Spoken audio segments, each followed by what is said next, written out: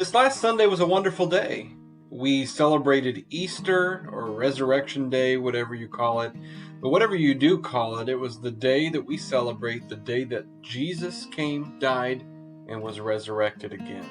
He did that for us. He did that so that sin and death could not win.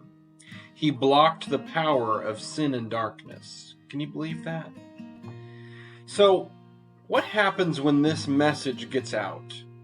Well, in the best circumstances, people really latch onto it. They see that their own depravity links up with the sin and darkness that Jesus died for. In the worst case scenarios, they think of it as foolishness. Death? Resurrection? It just doesn't make sense. But sometimes it's easy to look at those people and look down on them. There are people who are still kind of contemplating and working through and processing what it means to have someone sacrifice themselves for them. A lot of the time, it flows into their feeling of unworthiness, their feeling of having a lack of value in all of those kind of things. But whatever the case is, we can get so caught up and start to get into these fights about who Jesus is and what he did for us. There are a lot of people who don't believe. We know that. We probably know a lot of them.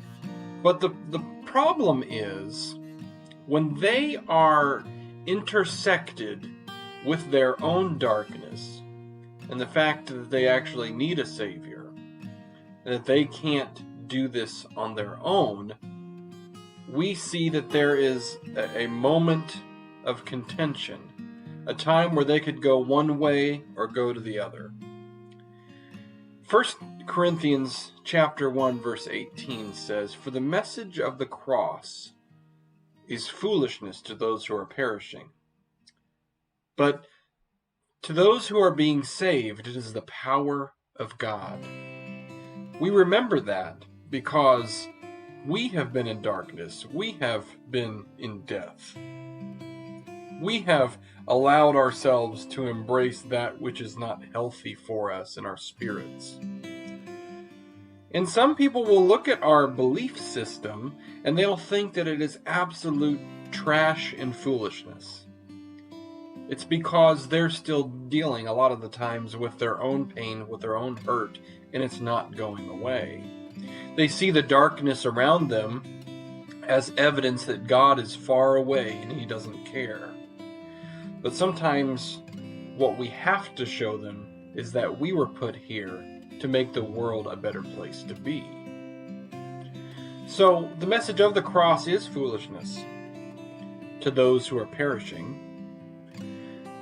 But we can actually provide them with the information, with the example, with the display of the gospel, so that they don't have to perish. Death does not have to be the end. Death has been defeated, and we can share with the world what that looks like. And that looks like Jesus. Well, have a great week.